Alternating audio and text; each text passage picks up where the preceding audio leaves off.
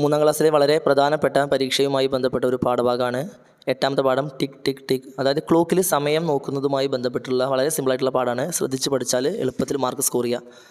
അപ്പോൾ ഇവിടെ ഇപ്പോൾ ഒരു ക്ലോക്ക് വന്നിട്ടുണ്ട്. ക്ലോക്ക് എങ്ങനെയാണ് നോക്കുക, എങ്ങനെയാണ് സമയം തിരിച്ചറിയാനൊക്കെ ഒരുപാട് നമ്മൾ എക്സ്പ്ലെയിൻ ചെയ്ത് കൊടുത്തിട്ടുണ്ട്. ക്ലോക്ക് ക്ലാസ്സിൽ കൊടുത്തിട്ട് ഓരോ കുട്ടികളെ കൊണ്ട് ചെയ്യിപ്പിച്ച് കൃത്യമായി പഠിപ്പിച്ചു കൊടുത്താണ്. കൂടുതൽ ഡൗട്ടൊന്നും ഉണ്ടാവില്ല എന്ന് കരുതുന്നു. സംശയമുള്ളവർ കൃത്യമായിട്ട് മനസ്സിലാക്കിയിട്ട് പോകണം മുന്നോട്ട്. ഇതാ ഇപ്പോൾ സമയം എന്തായി? ഈ ചെറിയ സൂചി ഒരു ക്ലോക്കിൽ ചെറുത് കാണുന്നതാണ് മണിക്കൂർ സൂചി, അവർ ആൻഡ്. വലുത് കാണുന്നത് മിനിറ്റ് സൂചി, അതായത് മിനിറ്റ് ആൻഡ് എന്ന് പറയും. ഇനി ഒരു സിംഗിളായിട്ടൊരു സാധനം കൂടി കാണും, അതായത് സെക്കൻഡ് സൂചി. അത് ഈ പാഠത്തിൽ ഇപ്പോൾ നിങ്ങൾക്ക് പഠിക്കാനില്ല, അടുത്ത ക്ലാസ്സിൽ പഠിക്കും. ഇപ്പോൾ ഈ ചെറിയത് അവേഴ്സ് ആൻഡും വലിയത് മിനിറ്റ് ആൻഡും, ഇത് രണ്ടും പഠിച്ചാൽ മതി.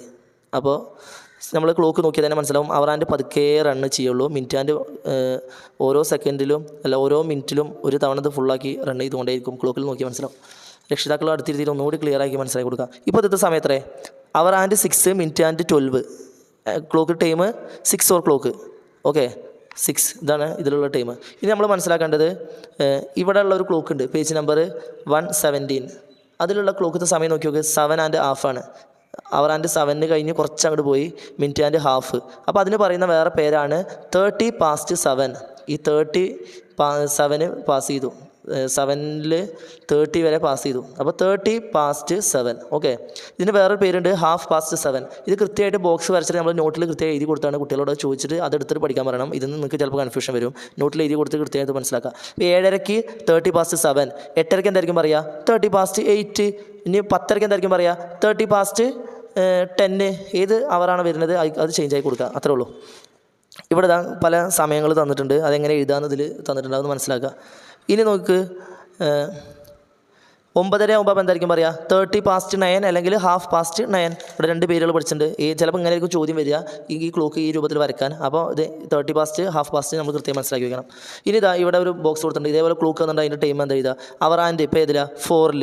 മിനിറ്റ് ആൻഡോ 12ൽ. ടൈം എത്രയായി? 4 ഓർ ക്ലോക്ക്. ഓക്കെ, ഇവിടെ അവർ ആൻഡ് എവിടെയാണ്? 4ലും 5ലും അല്ല, 4ൻ്റെ 5ൻ്റെ ഇടയിലാണ് അവർ ആൻഡ്, അത് അങ്ങനെ തന്നെ എഴുതണം. മിനിറ്റ് ആൻഡ് 6ൽ. അപ്പോൾ ടൈം എത്രയാണ്? 4:30. 4.5 അല്ലെങ്കിൽ ഹാഫ് പാസ്റ്റ് 4 അല്ലെങ്കിൽ 30 past 4, നമ്മൾ നേരത്തെ പഠിച്ച സംഭവം. ഓക്കെ, അപ്പോൾ ഇങ്ങനെ വരുമ്പോൾ ഈ മിനിറ്റ് ആൻഡ് ഇവിടെ എത്തുമ്പോൾ ഇത് 4ൻ്റെയും 5ൻ്റെയും സെൻറ്ററിലേക്ക് എത്തണം. കുറേ പേര് ഇത് 4ലേ വരക്കേണ്ടത്. ഇതാണ് ഏറ്റവും ഇമ്പോർട്ടൻ്റ് ആയി ശ്രദ്ധിക്കേണ്ടത്. ഇത് 4ലല്ല വരക്കേണ്ടത്, 4 കഴിയണം. 4ൻ്റെ മുമ്പ് വരച്ചാൽ മൊത്തം തെറ്റി. 4 കഴിഞ്ഞിട്ട് തന്നെ വേണം അവർ ആൻഡ് വരക്കാൻ. മിനിറ്റ് ആൻഡ് 12 കഴിഞ്ഞിട്ട് ഇങ്ങോട്ട് പോകുന്തോറും അവർ ആൻഡ് വരക്കുന്നത് പുറത്താക്കണം. അപ്പോൾ ഇതൊക്കെ ഇങ്ങനെ വരക്കുക. ഇപ്പോൾ 8 മണി പറയുമ്പോൾ ഇതാ ചെറിയത് മിനിറ്റ് ആൻഡ് അവർ ആൻഡ് ഇവിടെ, മിനിറ്റ് ആൻഡ് ഇതാ മേലെ. 1:30 പറയുമ്പോൾ ഇതാ മിനിറ്റ് ആൻഡ് 6. അവർ ആൻഡ് 1ലും അല്ല 2ലും അല്ല, 1ൻ്റെ 2ൻ്റെ ഇടയിലേ വേണം. ഈ ഇടയിൽ വരുന്ന ഈ സംഗതി കൃത്യമായി മനസ്സിലാക്കണം. കാരണം മിനിറ്റ് ആൻഡ് ഇവിടെ എത്തുമ്പോൾ അവർ ആൻഡ് ഇവിടെ നിന്ന് കുറച്ചും കൂടി പാസ് ചെയ്യും. അത് കുട്ടികൾ ഒരുപാട് തെറ്റിക്കുകയാണ്. പേരൻസ് ഇത് പ്രത്യേകിച്ച് ഒന്ന് പറഞ്ഞു കൊടുക്കണേ.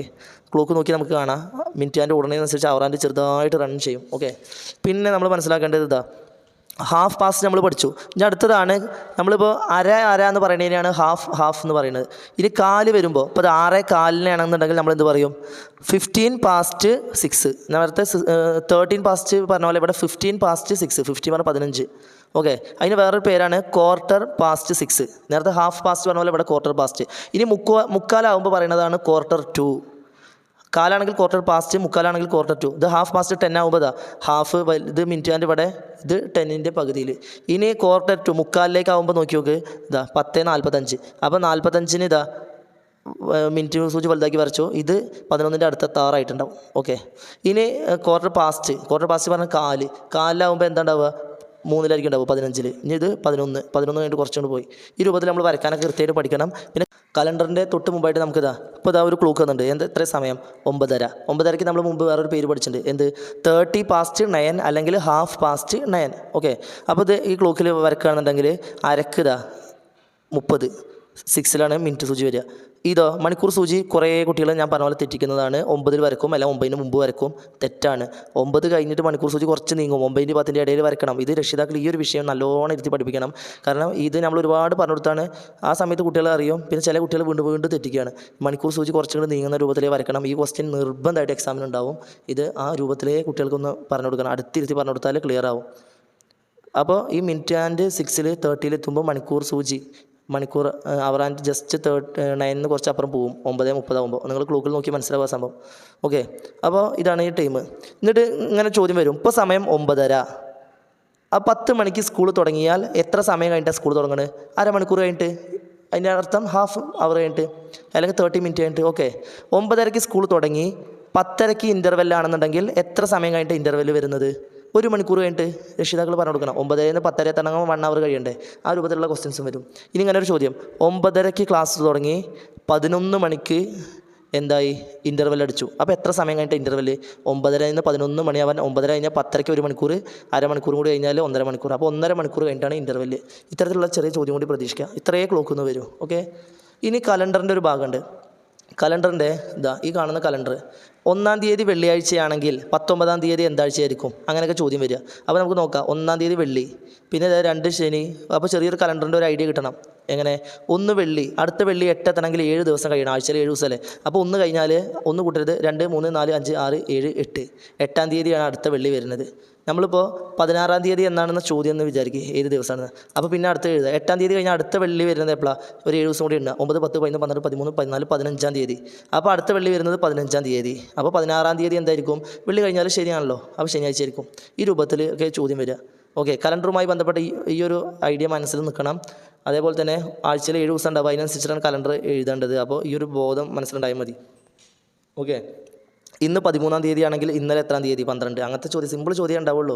അപ്പോൾ ഇന്ന് 13-ാം തീയതി ബുധൻ, അങ്ങനെയാണെങ്കിൽ മറ്റന്നാൾ ഏതായിരിക്കും ഉണ്ടാവുക? ഇന്ന് ബുധനാണെന്നുണ്ടെങ്കിൽ നാളെ 14 വ്യാഴം, മറ്റന്നാൾ വെള്ളിയാഴ്ച ആയിരിക്കും 15-ാം തീയതി. ഇത്തരത്തിലുള്ള ചോദ്യമായിരിക്കും. അത് കുട്ടികൾക്ക് മൈൻഡിൽ ഇങ്ങനെ കിട്ടണം. ഓക്കെ, അപ്പോൾ ഈ ഒരു ഭാഗം അങ്ങനെ ക്ലിയർ ആക്കുക. ഇതോടുകൂടി ഈ ചാപ്റ്ററും ഫിനിഷായി. നല്ല രീതിയിൽ പഠിക്കുക. ഈ പറയപ്പെട്ട ക്ലാസ്സുകളിൽ പറയുന്ന കാര്യങ്ങൾ പുസ്തകം തുറന്ന് വെച്ച് കൃത്യമായി പഠിച്ച് മനസ്സിലാക്കിയിട്ട് ഈ തരുന്ന എക്സാം വളരെ നല്ല രീതിയിൽ അറ്റൻഡ് ചെയ്യാൻ നോക്കുക. കൂടുതലൊന്നും ടഫായിട്ട് കരുതണ്ട, സിമ്പിളായിട്ട് കാര്യങ്ങൾ മനസ്സിലാക്കുക. ഈ മോഡലിലുള്ള പല രീതിയിലുള്ള ഈ മോഡലിലുള്ള വേറെ ക്വസ്റ്റ്യൻ ആയിരിക്കും എക്സാം ഉണ്ടാവുക, ഈ പറഞ്ഞപ്പെട്ട രൂപത്തിലുള്ള. അപ്പോൾ എല്ലാവരും കൃത്യമായി ശ്രദ്ധിച്ച് മനസ്സിലാക്കുക. ഓക്കെ.